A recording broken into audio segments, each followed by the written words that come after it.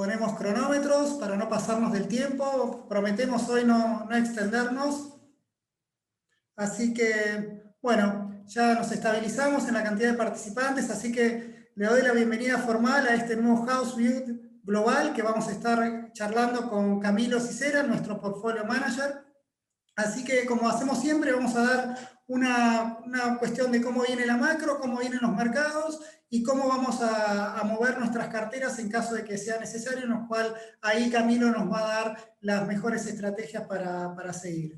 Sin más preámbulos y para no perder más tiempo, vamos a empezar a hablar de esta visión que tenemos del mes en cuanto a lo que pasó en los mercados. Un mercado que en las últimas semanas se está volviendo un poquito más turbulentos, por eso el título que nos acompaña hoy, unos mercados que desde que la Fed habló y hizo una amague a cierto endurecimiento de su política monetaria, un poco que está tratando de digerir este nuevo contexto, y esto hace que las bolsas tengan una mayor volatilidad de lo que tuvimos durante los primeros 4 meses, en los cuales tuvimos nos movimos en nuestra zona de confort. Entonces, para saber un poco, empezar a hablar de cuáles son estos factores que hicieron estas turbulencias en los mercados o este nuevo semestre que nos arranca, un poco tenemos que empezar a hablar de lo que está pasando en China. Lo más importante, recuerden acá que China es importante básicamente por el impulso que genera sobre el resto del mundo, básicamente por su demanda de importaciones, su demanda de materias primas y cómo eso acompaña a la suba de los precios de los commodities, en los cuales los emergentes son claramente los grandes beneficiados. Lo que estamos viendo acá es cómo China tenía este impulso del crédito, un banco central de China con una política monetaria muy blanda, que de a poco la fue endureciendo, y este endurecimiento, algo que teníamos y algo que no queríamos escuchar o no queríamos que se dé tan rápido, es esta caída en el crédito, en el impulso del crédito, ¿no? Es decir, estamos teniendo cierto endurecimiento de esa política monetaria que se traslada a un menor crecimiento del crédito. Y este menor crecimiento del crédito, como ustedes pueden ver acá, ya empieza a golpear al nivel de actividad de China, que si bien, para ser claro, no es que estamos viendo que China viene hacia a un derrumbe en su tasa de crecimiento, sino que acá lo que tenemos que ver es la segunda o tercera derivada, en el cual esas expectativas de crecimiento de a poco se pueden ir corrigiendo a la baja a la luz de los resultados que estamos teniendo. ¿Cuál es el resultado más claro que pasó y que acompaña a esta turbulencia que tuvimos en la última semana? Es el dato que estamos teniendo en el sector servicios. Un sector servicios que venía muy pujante hasta abril. En mayo ya dio señales de moderación, y el último dato que conocimos el lunes a primera hora fue esta caída a 50, digamos. Recuerden que por encima de 50 marca expansión, por debajo marca desaceleración. El mercado esperaba 54, el mercado, el consenso, y dio 50. Esto fue un nuevo golpe a esa expectativa de que China no está andando tan bien como esperaban. Eso hace que por ahora las estimaciones de crecimiento de China, que están en un 8,5 para este año, bueno, estaremos atentos a cuánto ajustan sus expectativas, porque básicamente con el dato de junio, probablemente ese dato de crecimiento que ven ustedes ahí hacia el segundo trimestre empiece a bajar, y probablemente se empiece a corregir a la baja esa perspectiva de crecimiento para todo el año. Digamos, siempre a la hora de ver los pronósticos tenemos que ver dos cosas, no solamente el número en sí, sino también cómo varía mes a mes esa proyección, porque un poco ahí vamos tomándole la temperatura al humor de los analistas y por ende del mercado.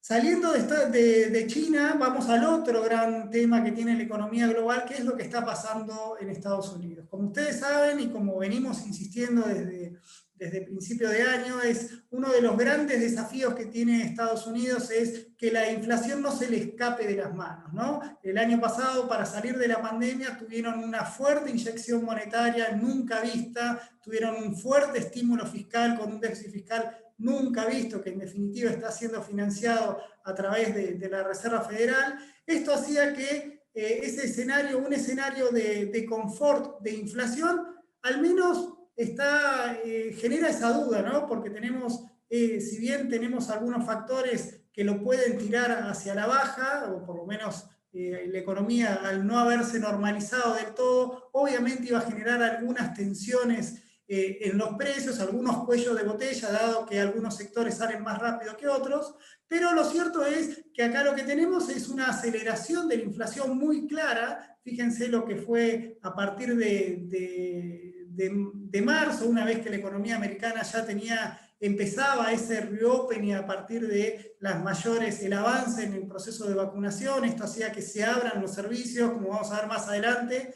pero esto acompañaba una suave inflación, una inflación que vino muy alta para los parámetros de Estados Unidos y muy por encima de lo que esperaba el mercado. Resultado final, tenemos una inflación en términos interanuales, la inflación core, para hacer un poquito más, sacar un poco la espuma a los precios más volátiles como los de la energía y demás, y es un poco el que sigue la Fed. Estamos en un nivel de una inflación en los últimos 12 meses del 3,8%, que probablemente siga subiendo, básicamente porque estamos comparando contra meses del año pasado donde había el derrumbe de la economía, había hecho que derrumbe de los precios. Bueno, ahora estamos en esa dinámica, y acá lo más importante que les quería comentar es como que la Fed en sus pronósticos que hizo en la última minuta, la Fed habló como que esta inflación reforzó esa idea de que no nos preocupemos por esta inflación que tiene mucho más de componente transitorio que permanente. Está claro que hasta que podamos dilucidar cuándo lo transitorio se transforma en permanente, nos falta algunos meses más, pero lo que nosotros notamos acá es que el escenario de la Fed cree que hacia fin de año este 3,8 va a terminar más cerca de 3. Entonces la pregunta que nos hacemos nosotros es, ¿qué tiene que pasar para llegar a ese 3%? Para que esta línea interanual que ustedes ven acá, que tiene una pendiente prácticamente, una línea recta, prácticamente es un eje, empiece a moderarse y llegar al 3%. Bueno, para que pase eso necesitamos que mes a mes estas barritas, esta inflación mensual, que hoy está en un promedio de 0,6, entre 0,5 y 0,6, baje a 0,1. Es decir, para que se cumpla el escenario de la Fed deberíamos ver una abrupta caída en la tasa de inflación en los próximos meses, y creo que acá empiezan un poco las dudas que tenemos, o que incluso también tiene el mercado, en cuanto a si esto es posible y cuál va a ser la función de reacción que tenga la Reserva Federal. La inflación un poquito para arriba, el empleo también para arriba. Esta recuperación que está teniendo el nivel de actividad se acompaña con una recuperación del empleo. Fíjense ahí lo que fue junio, el dato del viernes pasado, en el cual se crearon 850.000 nuevos puestos de trabajo. Esto hace que tengamos el mejor mes de agosto. Acá cuando lo pulimos un poquito vemos que esto fue un poco sector privado y sector público que también acompañó. Pero la buena noticia también para la Reserva Federal, buena entre comillas, es como que todavía hay mucho camino por recorrer para que la tasa de desocupación objetivo que tiene la Fed se alcance. Como ustedes ven ahí, todavía la tasa de desocupación en junio estamos en 5,9. Recordemos que previo a la pandemia estábamos en una tasa de desocupación de 3,9, es decir, tenemos 2 puntos por recuperar, de los cuales también hay que considerar algo que venimos remarcando muchas veces, es que este 5,9 también se debe a que mucha gente se retiró del mercado laboral, y eso le facilitó esa baja en la tasa de desocupación. Si suponemos que esa gente en algún momento va a volver a buscar trabajo, bueno, esa tasa de desocupación de 6 puntos estaría más cerca del 8,5, 9%. Entonces, ¿qué es lo que queremos decir acá? Bueno, para que la tasa de desocupación alcance ese nivel de previo a la pandemia, necesitamos esta creación de empleos no se frene y continúe en el orden de los 600.000 puestos de trabajo mensuales, como para que recién en 12 meses la economía haya recuperado el nivel de empleo que tenía previo a la pandemia, ¿no? Obviamente, acá donde más debería haber este dinamismo en el mercado laboral es en los sectores más afectados por la pandemia. Estamos hablando de hoteles, restaurantes, transporte aéreo, todo lo que hace que el reopening de la economía americana los vea favorecidos. Pero la idea de la Reserva Federal es no apurarse a levantar los estímulos monetarios, básicamente porque ellos creen que la inflación, como les marqué anteriormente, está alta, pero una suba totalmente transitoria de acuerdo a su visión, y el desempleo está en niveles, si bien crece el empleo, todavía hay mucha tela para cortar en cuanto a llegar a ese nivel de equilibrio, y de manera de que ese mercado laboral pujante presione a los salarios y esos salarios presionen sobre la inflación. Entonces, lo que está viendo la Fed es que todavía tiene más tiempo para hacer eso, entonces ahora las lecturas empiezan a ser, bueno, ¿cuánto antes, no? ¿Cuánto antes va a haber que hacer esos ajustes? Después también tenemos algunos nubarrones que empiezan a aparecer en el margen. A ustedes ayer vieron cómo los mercados cayeron.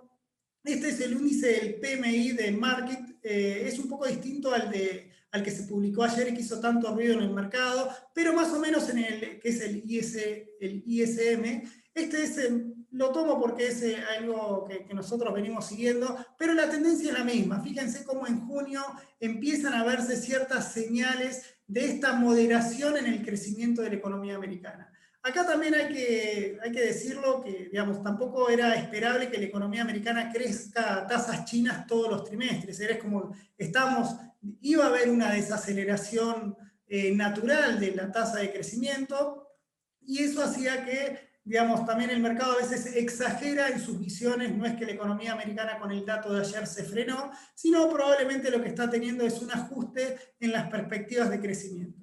Ese ajuste en las perspectivas de crecimiento se va a ver, y sí es importante que también le bajemos la espuma a los optimistas, ¿no? Fíjense, acá en el gráfico que ustedes ven a la izquierda de su pantalla, vemos la tasa de crecimiento del PBI trimestral y anualizado. O sea, fíjense la exageración que da cada centésima más o menos de crecimiento trimestral, ¿no? Fíjense, tuvimos el derrumbe del 31% anualizado, digamos, en la peor etapa de la crisis, la fuerte recuperación que sube al 33%, ahí es esa B que veíamos en la tasa de crecimiento, y después cómo a partir de esta, como les decía, este reopening, esta normalización del nivel de actividad, el PBI va tomando impulso. Bueno, para el segundo trimestre ya cerrado, el mercado siempre se movió con una perspectiva de inflación en torno al 10% anualizado. Esto es más o menos un 3%, más o menos trimestre contra trimestre. Bueno, los últimos datos que da el Nowcast, el Nowcast es una forma de estimar el PBI de acuerdo a los datos que van saliendo continuamente. Entonces ahí lo meten en la licuadora y sacan un número. Lo importante acá de ver, más que el número en sí, es cómo fue la tendencia de esa estimación de PBI para el segundo trimestre. Y fíjense qué interesante, ¿no? Porque habíamos arrancado el trimestre a toda marcha, con datos que venían muy por encima de lo esperado. Decíamos, Estados Unidos crece a tasas chinas para siempre. Bueno, y ahí veíamos una perspectiva de crecimiento para el segundo trimestre de casi el 14%. Bueno, siguió transcurriendo el segundo trimestre, los datos empezaron a venir un poquito más flojos de lo esperado, y cuando metemos todo eso en la licuadora nos da que la economía en el segundo trimestre, de acuerdo a este indicador, estaría creciendo al 7,8% anualizado.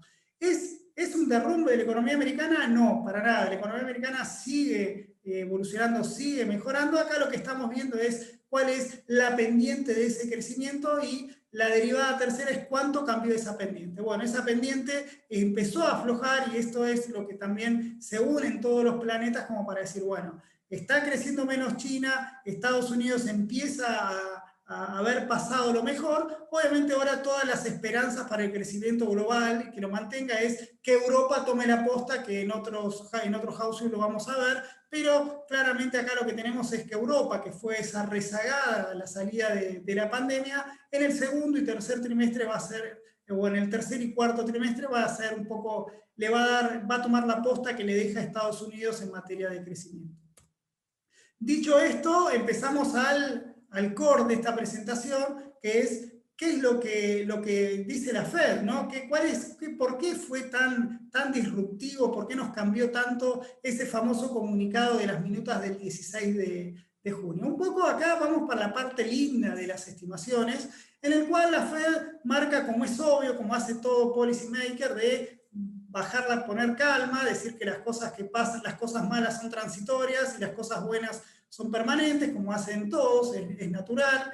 Fíjense acá, acá ustedes lo que ven es cómo fueron evolucionando las perspectivas de la Fed en cuanto a crecimiento, desempleo. El PCE es la inflación del consumidor, es un índice, bueno, pónganle el IPC Core, es casi lo mismo, son algunas sutilezas, pero lo que marcó acá es un primer punto, como de siempre y que siempre remarcamos. Las proyecciones no están escritas en roca, las proyecciones son escenarios probables que uno ve y a medida que van llegando esos datos, esas estimaciones se van corrigiendo. Vaya si no la corrigieron la propia Reserva Federal, supuestamente ahí tenemos los mejores cráneos de la economía americana y fíjense cómo a fines del año pasado estimaban que la economía para este año iba a crecer un 4% y ya en apenas 6 meses lo subieron a casi el doble, estiman que va a crecer al 7%.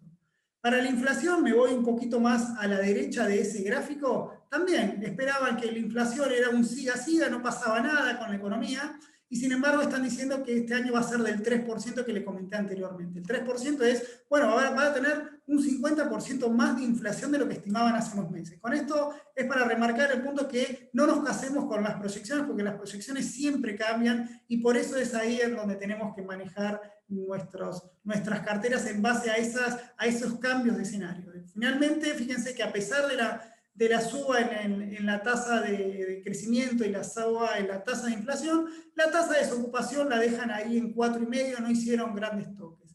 Pero acá empieza también lo importante, en el cual la Fed, obviamente, al marcar este escenario en el cual la inflación de este año del 3 va a bajar al 2,1 el año que viene, es lo que le da soporte a esa política de siga, no tocar nada, por lo menos este año, y tampoco hablar de, digamos, no anunciar ninguna reducción del tapering, de las compras ninguna reducción de la compra de bonos y demás, de esta política expansiva, y recién amagar, decir que van a empezar a hablar de este famoso tapering. De hecho, hoy vamos a tener novedades en cuanto a esa reunión. ¿Por qué? Porque vamos a ver esto. Y acá creo que es lo más importante, voy acelerando un poquito. ¿Cómo cambió? Este es el dot plot. Esto es el mapa de proyecciones que hacen los 18 integrantes de la Fed. Recuerden que hay 18 integrantes que tiene la Reserva Federal, solamente 16 definen si hay que mover la tasa. ¿Qué nos dice ese dot plot? Bueno, que la Fed se va corriendo hacia un escenario de mayor suba de tasa. Por eso que la suba de tasa que se esperaba recién para 2024 se adelantó para el 2023. Pero lo interesante que quiero que vean acá es cómo esos puntitos, cómo tenemos cada vez más miembros de la Fed que adelantan su expectativa de suba de tasa y también que la suben más. Por eso el gráfico se me corre más al centro y más para arriba. Eso es un poco lo que el famoso dot plot que nos jugó. ¿Cómo generó esto? Bueno, el mercado tuvo una lectura positiva con esto.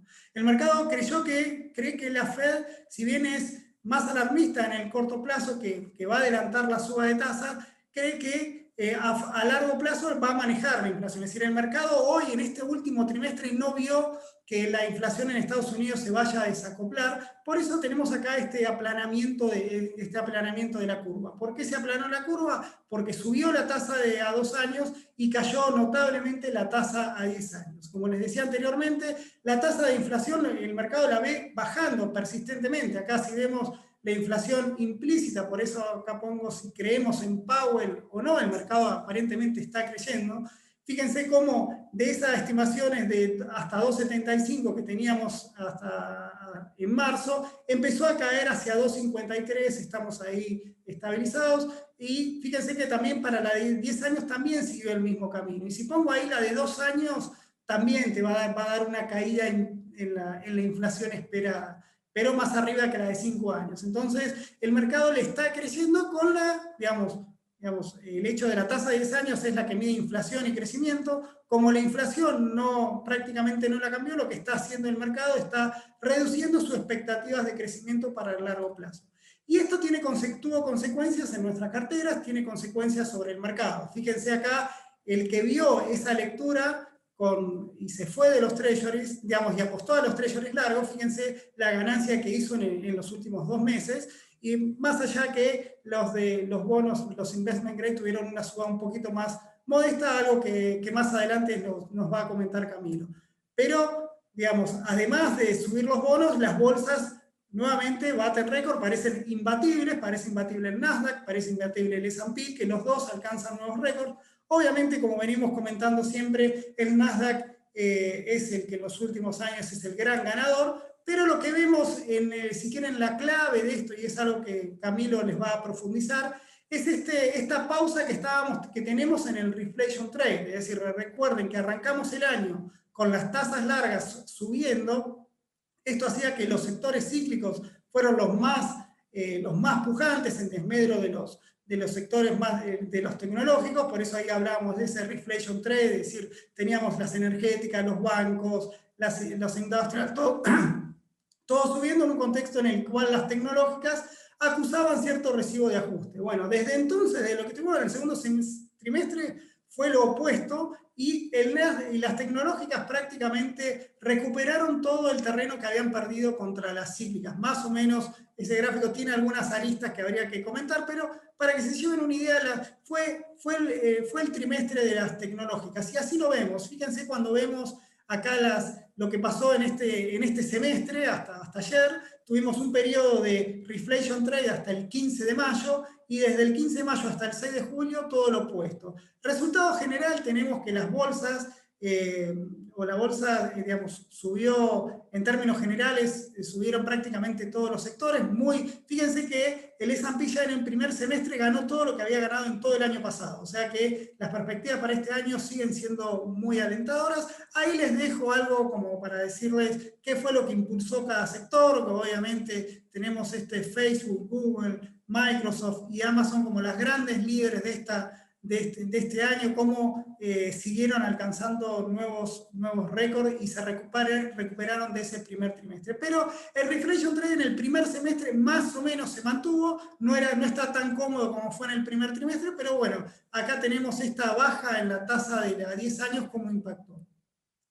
Pero después, digamos, además de esto, tenemos la revalorización del dólar, ¿no? Una economía americana que empiezan esos temores de aumento en las tasas en el corto plazo. Esto obligó, digamos, a las perspectivas de que el dólar quiebre esa tendencia a la debilidad y se fortalezca. Ayer tuvimos un día de fuerte fortalecimiento, y acá no puse más para no abundarlos, pero digamos, ayer en este gráfico que ustedes ven acá de 89 que pasó a 92, esto es contra las monedas desarrolladas, si quieren, el euro, el yen y las coronas y la libra. Bueno, si hacemos acá, lo único que escapó de esta tendencia fueron las monedas de América Latina, básicamente por el impulso que había tenido el real, que ayer sufrió un poquito, pero bueno, digamos, a nosotros todo ese contexto en algo tan mal no nos fue, básicamente por la apreciación que tuvo el real, aunque ayer se tomó cierto recreo.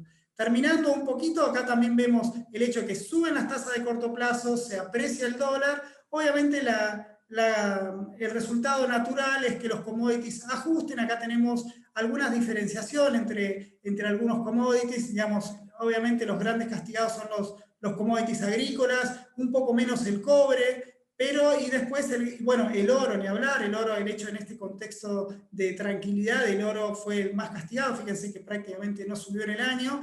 Y después tenemos cómo el petróleo está haciendo ese catch-up, un poco también por las perspectivas de crecimiento, otro poco por la OPEP, pero si me tomo un recreo de technicals, veíamos que el petróleo había sido exageradamente castigado respecto al resto de los commodities, y debería hacer ese catch-up, ese emparejamiento a la dinámica que tuvieron los demás commodities, con algunas aristas que ustedes saben, pero la tendencia era natural a que el petróleo le iba a ganar a los demás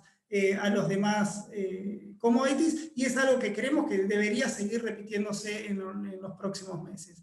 Por último, también ahí tenemos, ahí más abajo, ven algunos sectores los que escaparon a esta tendencia de ajuste en los precios de los commodities, en el cual tenemos el aluminio, el acero y el hierro, que obviamente a nosotros en las carteras que manejamos estos nos favorece, algo que siempre Juanjo Vázquez nos informa, y también Camilo cuando hablábamos de las empresas, de algunas empresas industriales y mineras. Finalmente, bueno, ¿cómo vemos cómo Estados Unidos, esto se escapó, es Estados Unidos contra el resto del mundo, es la única bolsa que en lo que va del año, como hace siempre, ¿no? Ese camino, ese sendero de crecimiento estable, con menor volatilidad, y cómo el resto del mundo, en este escenario más volátil, más turbulento, hace que hayan perdido gran parte de lo que habían ganado en los primeros 4 o 5 meses. Fíjense ahí el caso de LATAM prácticamente volviendo al nivel de partida de lo que fue este año. Finalmente, antes de darle paso a Camilo, y no me paso más, creo que estamos bastante bien de tiempo, y aprovecho a que vayan haciendo las preguntas que ustedes quieran, un poco cómo nos impactó este contexto de nuestras carteras CDRs, que obviamente sintieron ese impacto, pero por suerte estamos bastante distribuidos como de manera de encontrarle el beneficio a cada una de esas carteras. El hecho del no reflation trade del segundo trimestre permitió que se dio, por ejemplo, en el último mes. Fíjense cómo las carteras de Quality y las carteras del Nasdaq, digamos, donde ahí tenemos gran participación de las grandes tecnológicas, cómo fueron las grandes líderes en cuanto a rentabilidad, y cuando trazamos, bueno, y por el otro lado la antítesis fueron lo que pasó con las cíclicas, lo que pasó con los bancos, algo que Camilo la reunión pasada nos había comentado, cómo el impacto del movimiento de tasas entre cortas y largas afectaba a los bancos. Esto, como se dio lo opuesto, subieron las tasas cortas y cayeron las tasas largas, a la rentabilidad de los bancos le va en contra, por eso ahí vemos ese ajuste. El ajuste que tuvo Brasil, nuestra cartera de CDRs obviamente la absorbió, y lo mismo pasó con el oro, con una caída de casi del 12%. En lo que va del año, sigue siendo el trade de los cíclicas un poco las más rentables, no con tanta diferencia como les habían marcado, pero lo cierto acá vemos como siempre la cartera de la cartera A, la S&P, la que más nos gusta siempre a nosotros, porque es la más distribuida, la menos volátil, y la que siempre trae beneficios en el mediano plazo. Así que esto es todo por mi lado. Un poco quería comentarles lo que había pasado. Para temas a seguir es la reunión de hoy de la Fed, qué digan esos comunicados, qué van a pasar en las próximas semanas con los datos de inflación de junio. Necesitamos buenas noticias en cuanto a inflación, de manera de que nuestro escepticismo en cuanto a esa política acomodaticia de la Fed empiece a tomar más sustento. Así que, dicho el panorama macro, llegamos a lo importante, a lo más importante de esta charla, que es, Camilo nos va a comentar, bueno, ¿qué hacemos con nuestras carteras en este escenario de mayor turbulencia? ¿Cambiamos, no cambiamos? ¿Nos vamos de los cíclicas y vamos a las tecnológicas? ¿Sacamos los pies del plato o nos quedamos? Bueno, Camilo, todo tuyo el panel. Bueno, muchas gracias, Martín. Gracias a ustedes. Gracias, Martín. Buenos días a todos. Bueno, les voy a presentar un poco la parte que armé yo. Voy a ir respondiendo varias de las preguntas que estuve leyendo mientras hablaba Martín, que hacían. Muchas gracias por hacerlas. Algunas preguntas que tenían que ver con lo que habló Martín. El rendimiento de las carteras de CDRs está medido en dólares contado con liqui, es decir, en dólares afuera de Argentina, no es en pesos. De Brasil vamos a hablar ahora al final de esta presentación, y también vamos a hablar un poco de petróleo, como les decía, en esta solapa, y también de tecnológicas, y qué estamos viendo con el reflation trade. Bueno, las combinaciones de las carteras recomendadas que tenemos para la cartera moderada, que busca preservación de capital, tanto como para la cartera de crecimiento, que busca apreciación de capital a largo plazo, siguen invariadas respecto de los últimos 2 meses. Recordemos que en el caso de la cartera moderada estamos recomendando tener 75% entre renta fija y liquidez, el resto en activos más volátiles y de mayor rendimiento, como acciones norteamericanas, equity internacional, real estate y oro. Y en la cartera de crecimiento, que es más agresiva, estamos al revés, 70% en acciones internacionales, norteamericanas, real estate y oro, y 30% en liquidez, renta fija, tanto investment grade como high yield. Eso para recordar un poco cómo lo armamos a estas carteras. Tenemos hecho un análisis de volatilidad y de rendimientos desde 1995 hasta la actualidad, ajustado por las tasas de treasuries de hoy, ya que si uno hace un análisis de cuánto rindió un treasury largo en el largo plazo y lo extrapola al futuro, va a estar equivocado, porque partiendo de tasas de interés cercanas al 2%, no podemos esperar ganar un 6 o un 7% en el mediano plazo. Dicho esto, los treasuries a 30 años, ayer por primera vez, como decía Martín, en esta compresión de tasas después de malos datos de actividad económica, perforaron el 2% por primera vez desde febrero. La tasa de treasuries a 10 años, también de referencia, está en nivel de 1,35% anual, muy negativa contra la inflación. Y bueno, acá se ve bien la linealidad que hay entre riesgo y rendimiento en el mercado y las combinaciones que tenemos para portfolios moderados y de crecimiento que buscan justamente optimizar las distintas clases de activos y cómo combinarlas. Durante junio la cartera moderada subió 1,1%, la cartera agresiva subió un poco menos, 0,4%. Acá vemos bien, desde 2020 hasta la actualidad, se ve muy bien porque pasamos por dos momentos muy diferentes. En la época de crisis, en la época de susto en el mercado, la cartera de crecimiento, obviamente más volátil, cae más, cayó 24% durante la pandemia, mientras que la cartera moderada, de riesgo moderado, cayó 14%, pero en la recuperación posterior rápidamente ganó terreno la cartera de crecimiento, al punto de que, bueno, en 2020 terminó rindiendo por encima de la moderada, y en lo que va de 2021 las dos carteras están muy bien, 8% arriba la cartera de crecimiento, 3% arriba la cartera moderada. Y bueno, recordarles un poco de nuevo la importancia de diversificar entre activos para evitar la volatilidad de una sola clase de activos. Estos son los rendimientos de los distintos componentes de las carteras. Durante junio fue un mes marcado por el comunicado de la Reserva Federal, cuando habló Powell después de la reunión de 2 días del Comité de Política Monetaria de la Fed. Lo que hubo fue una corrección o una migración de portfolios desde activos cíclicos hasta activos más tecnológicos, más de larga duración. Las tecnológicas son el caso ideal porque tienen la mayor parte de sus ganancias en el largo plazo.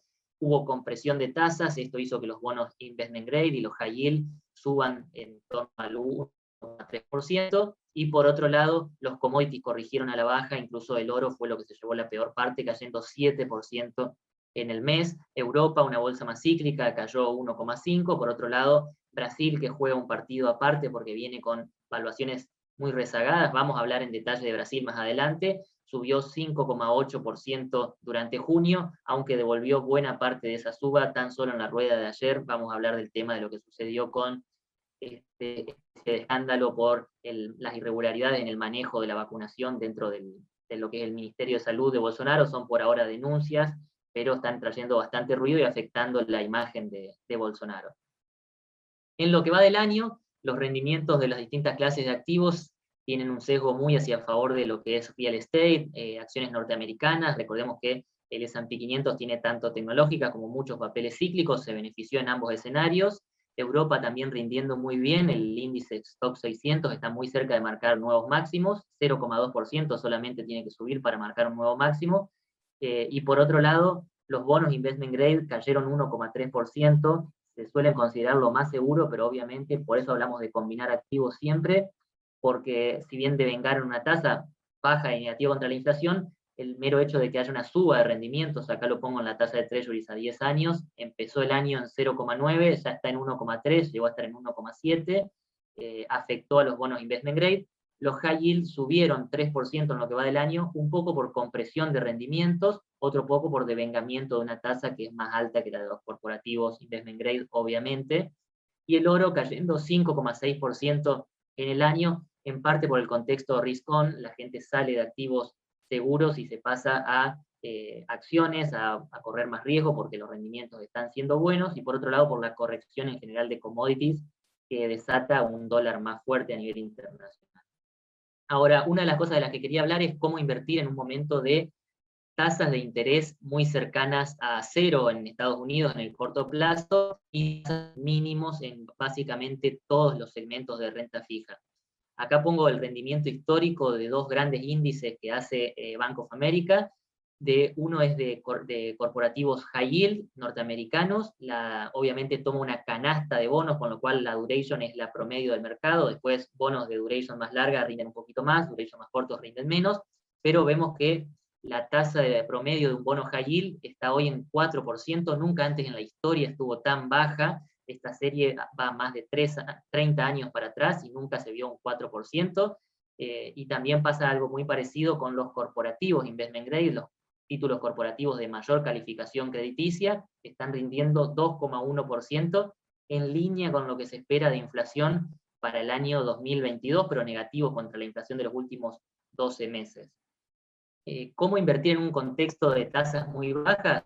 Acá mostrarles un poco el rendimiento que están presentando distintos instrumentos. Lo considerado más seguro está en el cuadro 1 arriba a la izquierda, son obviamente treasuries y TIPS. Los TIPS son ajustables por inflación, están rindiendo, pensemos, un título que ajusta por inflación de Estados Unidos al año 2051, está rindiendo inflación menos 0,2%. Muy negativa la tasa incluso en el largo plazo. Por otro lado, treasuries a 10 años rindiendo en torno al 1,4, como les decía, a 30 años habían llegado a perforar el 2% ayer, están un poquito más arriba, pero están en el orden del 2,1% de tasa. Un poco más riesgosos, cuadro número 2, los corporativos investment grade. Acá tenemos algo muy corto y de buena calidad crediticia, como Bank of America, Morgan Stanley, Walt Disney, están rindiendo un poquito por encima del 1%, y si nos vamos bien largos en una empresa de salud muy consolidada como United Health, tenemos a 2040 una tasa del 2,6%. Es decir, no vemos atractivo colocarnos en tasas largas a estos niveles, preferimos devengar tasa corta, y para eso preferimos lo que es high yield short duration. Puse en el final del cuadro 3 fondos que nos gustan mucho, que son de high yield short duration. Uno es de AXA, que invierte solamente dentro de Estados Unidos. Neuberger Berman es más de mercados emergentes, y Baring también se focaliza en mercados emergentes, tiene una duration un poquito más larga y por lo tanto, y una calificación promedio un poco más baja, por lo tanto rinde más. Combinando estos tres fondos se puede hacer una muy buena tasa y devengar una tasa atractiva, positiva contra la inflación de corto plazo, a la espera de que las tasas se normalicen. No esperamos de todas formas que las tasas suban mucho, pero sí nos gustaría ver una tasa de treasuries a 10 años en el orden del 2% para empezar a ponernos neutral en duration respecto del promedio de mercado. En las carteras recomendadas estamos asignando entre 10 y 15% a estos tres fondos, y acá es muy importante la capacidad del portfolio manager y del equipo de cada uno de estos fondos, porque hay que conseguir buenos precios en un mercado de spreads más amplios, y además seguir de cerca cada uno de los créditos, ya que hay mucho ruido en estas empresas, muchas veces eventos políticos en mercados emergentes, que hay que seguir de cerca para tener un buen rendimiento. Estos fondos tienen buen récord de largo plazo. Saliendo de lo que es renta fija, pasamos un poco a hablar de ideas de inversión en renta variable, y acá uno de los grandes temas que cambian nuestra visión respecto a lo que era junio es que decidimos tomar ganancias en parte de lo que es nuestra recomendación por el Reflation Trade. Sigue siendo un trade que ha sido exitoso. En el cuadro de la izquierda pueden ver que dentro de lo que es el año 2021, Industrial, Financials y Energía le ganó al Nasdaq, incluso si nos vamos, como en el cuadro de la derecha, desde noviembre de 2020 a hoy, que es cuando empieza efectivamente el Reflation Trade, porque es cuando empiezan a anunciarse los resultados de eficacia de las distintas vacunas. Pfizer fue la primera en anunciar una eficacia superior al 90%, y es ahí cuando se empieza a descontar el final de la pandemia y la recuperación económica que iba a venir posterior a la crisis de principios de 2020. Bueno, desde entonces el petróleo subió bastante, las energéticas acompañaron, están 84% arriba, hoy probablemente suban más de 2% porque el petróleo vuelve a rondar los $75 por barril. Financials, los bancos también subieron más del 50%, el sector industrial está arriba de 30% también, compitiendo con el Nasdaq. Bueno, lo que pasa es, ahora pasamos a una Fed que está un poquito menos dovish, está hablando ya de subir la tasa 2 veces en 2023, está hablando de, todavía no empezó a tratarlo, pero ya se intuye que en algún momento tiene que empezar la normalización monetaria, el famoso tapering, antes de que se suban las tasas. Esto sucedería en algún momento entre fines de este año, principios del año que viene, dependiendo de cómo vengan los datos económicos. Y por otro lado, lo que se llama fiscal drag o el vencimiento de los estímulos fiscales. Estas semanas, hasta los próximos meses, van a dejar de llegar los cheques de estímulos, van a expirar los beneficios extra por desempleo, y eso genera un vacío de demanda agregada que puede traer un freno en la recuperación económica o una desaceleración. Parte de eso lo estamos viendo, también parte de eso explica por qué la curva de rendimiento de Treasury se aplanó bastante, y esto nos invita no a decir vendamos todos los activos cíclicos porque van a caer, sino simplemente pasar a una posición más neutral, más market weight, entre activos cíclicos y tecnológicas maduras. Y hablando un poco de tecnológicas maduras, quería mostrarle esto, la gran diferencia que hay entre lo que son tecnológicas incipientes y consolidadas. Fíjense en el cuadro de la izquierda, se ve el Nasdaq hoy 16% arriba en lo que va del año, y por otro lado el ETF ARK Innovation, que lo maneja Cathie Wood, que tiene muchas tecnológicas incipientes como Tesla, Roku, DocuSign, Teladoc, empresas de vanguardia con muy buen futuro, pero que están valiendo más de 100, 200 veces las ganancias. Muchas de ellas valen ya más de 100.000 millones de dólares. De hecho, la empresa promedio de este ETF, ARWK, está valuada en 115.000 millones de dólares. Muchas de ellas no tienen ganancias todavía. Está 2% arriba en el año, pero fíjense que llegó a subir más de 20% en 2 meses, corrigió, devolvió todo ese 20%, pasó a caer 20% en el año, lo recupera. No queremos esa volatilidad en un momento de cautela, nos inclinamos más por el Nasdaq, empresas con flujos de fondos positivos, con buena generación de caja y con muy buenas unidades de negocio.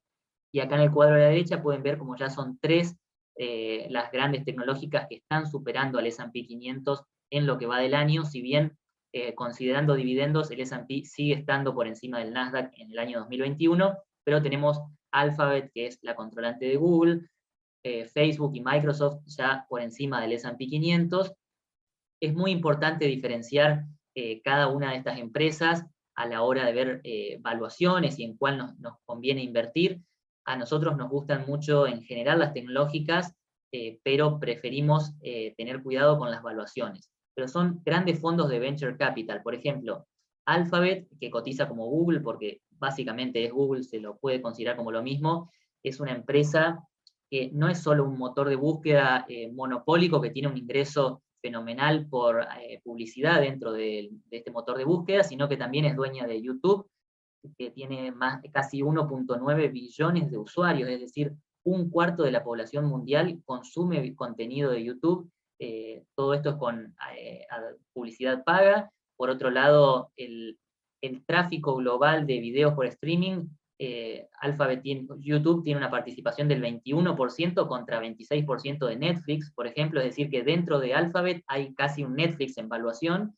Por otro lado, Alphabet es dueña de Waymo, que es una empresa que desarrolla vehículos de conducción autónoma, está activa en más de 25 ciudades de Estados Unidos. La clave es en Phoenix, la capital de Arizona, donde tiene un servicio de taxis de conducción autónoma, donde los usuarios, cualquier persona que está en Phoenix, puede pedir un vehículo autónomo de Waymo y lo va a pasar a buscar un taxi que no está manejado por ninguna persona. A través de una aplicación va a definir a dónde quiere ir y lo va a llevar.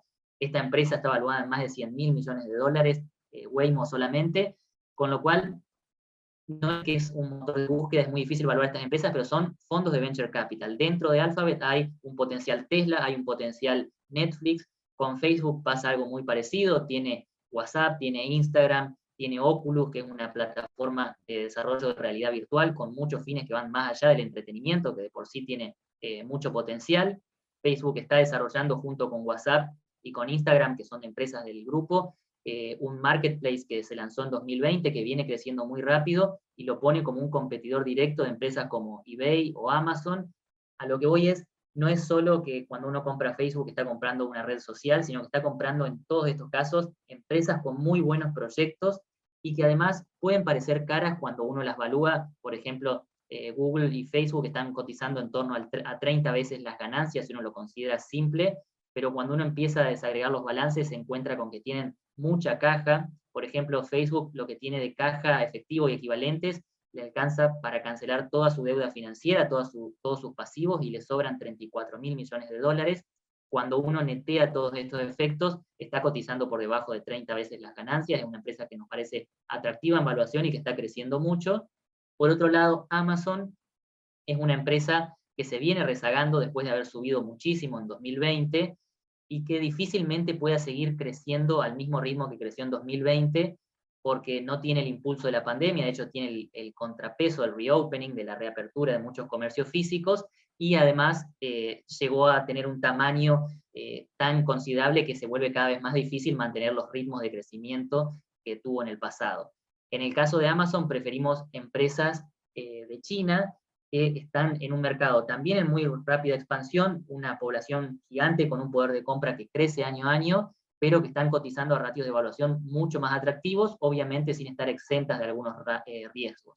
Pero para poner un ejemplo y cerrar esta hoja de tecnológicas, Amazon básicamente duplicó su evaluación de mercado desde que empezó 2020 hasta hoy, y por otro lado, Alibaba hoy vale un poquito menos que a inicios de 2020, hubo en medio problemas con reguladores chinos, pero sigue siendo una empresa gigante que está creciendo mucho y que los ratios de evaluación quedaron bastante rezagados contra Amazon, a pesar de que siempre va a tener un descuento por no ser una empresa de un país y una democracia estable como es Estados Unidos. Brasil, algunos nubarrones sobre Brasil, fíjense cómo llegó al 25 de junio, a finales de junio, el índice MSCI Brasil, el ETF EWZ, estaba 16,5% arriba en lo que va del año, y desde entonces en pocas ruedas, en menos de 2 semanas, devolvió más de 10% de suba y hoy está 6,4% arriba solamente Brasil, ayer cayendo en torno al 5%. ¿Qué sucedió? Bueno, desde la oposición están impulsando un impeachment contra Bolsonaro, tiene pocas probabilidades de éxito exactamente, es mucho ruido, pero lo cierto es que se están levantando varias denuncias por aparentes irregularidades en los contratos de distribución de vacunas, hay mucho descontento por el manejo de la pandemia, hay algunas manifestaciones masivas en las calles de Brasil en estos momentos, y eso está afectando mucho a Brasil, en una rueda de ayer que además estuvo marcada por un mal dato de PMI de Estados Unidos, que llevó a que corrijan los activos cíclicos. Brasil es muy cíclico, tiene muchas petroleras, muchos bancos, por lo tanto tuvo un doble sufrimiento con la caída de ayer. Tenemos a Lula presidenciable potencialmente en las elecciones de noviembre de 2022, con Bolsonaro perdiendo un poco de imagen en las últimas semanas, y esto es lo que trae tantos nubarrones sobre Brasil. Pero por otro lado puse como positivo las valuaciones, Brasil está muy barato, el crecimiento económico, los datos de Brasil están dando una recuperación en B, el dato de PMI de servicios fue el más alto desde que se mide esta serie el mes pasado, reformas estructurales pro crecimiento aprobadas y por aprobarse, privatizaciones para cancelar deuda y mejorar los números fiscales del país, términos de intercambio muy elevados en los últimos 6 meses, en el primer semestre del año 2021, Brasil registró un superávit comercial de 37.500 millones de dólares. Es el superávit más alto desde que se mide la serie bajo los estándares actuales, que empieza hace más de 30 años, en 1989, con lo cual está entrando mucho dinero a Brasil por el precio del hierro, por el precio de la soja, por los commodities en general en valores altos, y por otro lado la vacunación en Brasil está avanzando rápido, si no es esta semana, a principios de la semana que viene, ya se va a superar el 40% de la población menos dosis, y los contagios de coronavirus, partiendo de valores muy altos, se desplomaron 37% en las últimas 2 semanas, es lo que suele pasar cuando el país cruza un umbral de vacunación y pasan las semanas y más gente logra estar inmunizada, con lo cual desde acá, los 17 meses que faltan a las elecciones, esperamos que la pandemia sea totalmente contenida y que la población sienta más el crecimiento económico y por lo tanto mejore la visibilidad de Bolsonaro y la imagen. Es un presidente a favor de concretar reformas pro mercados, de todas formas, simulando el peor de los escenarios, en el caso de que Lula haga una buena elección, no es Cristina Kirchner, es un presidente que se corrió un poco más al centro últimamente, con reuniones y discursos más a lo estilo de Cardoso, y por otro lado, no hay que olvidar que Brasil, en gran medida gracias a los términos de intercambio de aquel entonces, logró el grado de inversión en la categoría investment grade bajo la presidencia de Lula, con lo cual no es que sea un presidente totalmente antimercado, y si bien no es el candidato favorito para el mercado, hay que tener en cuenta que después de lo que fue el lavajato y todos los cambios que hubo en Brasil, esperamos mucha más moderación desde la izquierda. Hay que ver si se concreta. Lo cierto es que analizando valuaciones, punto de partida, realidad económica y riesgos, nos sigue pareciendo que el trade de Brasil paga el riesgo. no deja de ser un mercado exento de volatilidad, como toda Latinoamérica, por la idiosincrasia que tienen, la política y los sistemas que manejan, pero es muy interesante seguirlo, y justamente por una cuestión de asset allocation, no recomendamos que las posiciones en Brasil superen el 10% de lo que se destina a acciones en una cartera, justamente por la volatilidad que tiene. Petroleras es el último tema que quería marcarles, es un sector tabú, muy castigado por las prácticas de Environmental, Social and Governance, con justa razón. Lo cierto es que se está viendo un contraste muy interesante entre los precios actuales y el futuro del negocio. Los precios actuales son muy atractivos, el petróleo hoy está valiendo 20% más que antes de la pandemia, y por otro lado, empresas como Exxon, considerando dividendos, están 3% abajo, si sacamos el efecto de los dividendos está más de 10% abajo, Petrobras 29% abajo, y Vista Oil and Gas, que es una empresa que todavía está en necesidad de hundir capital, y eso la pone un poco en desventaja, 52% abajo desde que empezó la pandemia. ¿Qué está pasando con el petróleo? Bueno, muchos países, por un lado, durante la pandemia en 2020 hubo una guerra de precios, se rompió transitoriamente el cártel de la OPEP, los países salieron a bombear más para cerrar las cuentas fiscales, y eso generó que los futuros de petróleo lleguen a cotizar negativos, algo sin precedente en la historia, pero después retomó el cártel de la OPEP su cohesión, y además hubo varias restricciones en la oferta. Por ejemplo, Rusia hoy está produciendo 10% menos petróleo que antes de la pandemia, Arabia Saudita 20% menos petróleo, Estados Unidos 15% menos petróleo, y la oferta no está reaccionando a los mayores precios. Por el lado de la OPEP, por los acuerdos que tienen, más allá del ruido que hay ahora porque Emiratos Árabes Unidos está queriendo que le modifiquen y le aumenten, le reconozcan una mayor cuota de producción al país, lo cierto es que todos están produciendo menos, y en Estados Unidos las inversiones no están apareciendo a pesar de los precios, porque nadie quiere hundir capital para producir más, siendo que el futuro de esta industria está en declive, no se sabe cuántos años más le quedan. Por otro lado, las políticas de Biden desincentivan y hasta prohíben perforaciones en tierras federales. Los bancos, por las prácticas de Environmental, Social and Governance, se ven presionados a no financiar estas actividades, y bueno, las empresas ven que las perspectivas del petróleo no sobreviven al muy largo plazo, entonces no aparece la oferta, esto genera cuellos de botella, y en el corto plazo tenemos un petróleo que algunos analistas de los grandes bancos de Estados Unidos están proyectando que puede llegar a los 80 o 100 dólares por barril. Ya de por sí el hecho de que se mantenga en torno a los 70, 75 dólares, como es el valor actual, es muy alcista para las petroleras. Pero bueno, aprovecho mostrarles acá lo que es el riesgo de Brasil. Fíjense, en Petrobras marqué la caída de 33% en unos pocos días. Esto fue cuando el directorio de Petrobras decide subir las naftas repentinamente en una magnitud fuerte para acumularse, amoldar los precios internos de los combustibles en Brasil a la suba que venía teniendo el barril de petróleo. Esto deriva en presiones y amenazas de paro del gremio de camioneros y de transportistas en general.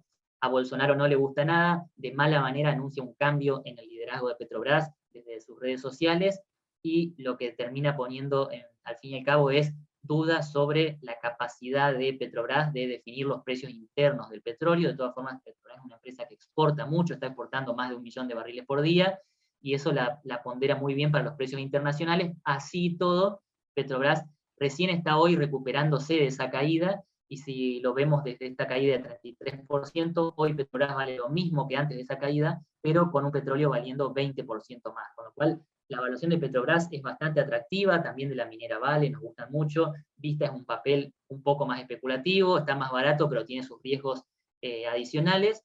Lo cierto es que el sector petrolero, como un trade táctico de 4 a 6 meses, nos parece algo interesante. No tiene que ver estrictamente con el armado de carteras, pero nos parece interesante de nombrarlo.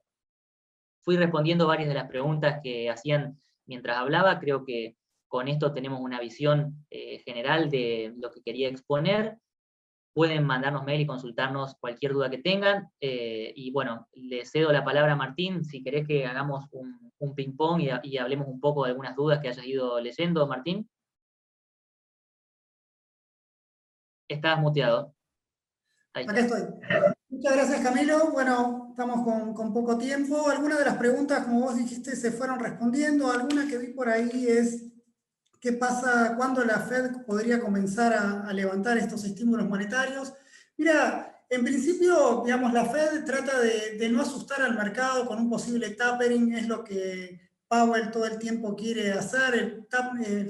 Powell lo que quiere hacer es que el mercado no sobrereaccione a cada una de sus declaraciones. Vamos a ver hoy qué pasa. Nuestra perspectiva es que la inflación va a empezar a venir un poquito por encima de lo que la Fed está estimando, por eso vamos a ver comunicados quizás un poquito más duros todo el tiempo, salvo que tengamos alguna sorpresa inflacionaria, cosa que por lo menos por ahora no tenemos argumentos para decirlo. Digamos, tenemos una inflación en Estados Unidos que está bastante lanzada y con mucho por recuperar y con mucho consumo todavía agazapado que podría ahí generar esa tensión de precios. Entonces, por el momento nosotros no somos alarmistas en cuanto al tapering. Probablemente la Fed empiece recién el año que viene en el gran listado que tiene de medidas a tomar, dado la enorme expansión que tuvo en el balance, va a ir empezando de a poco. Entonces, por el momento nuestra expectativa es más a lo comunicacional que a los hechos, así que, pero bueno, lo cierto es que hace 2 meses pensábamos que esto iba a tardar más, ahora lo adelantamos, así que este es el juego que vamos a mirar de acá, sobre todo este último mes.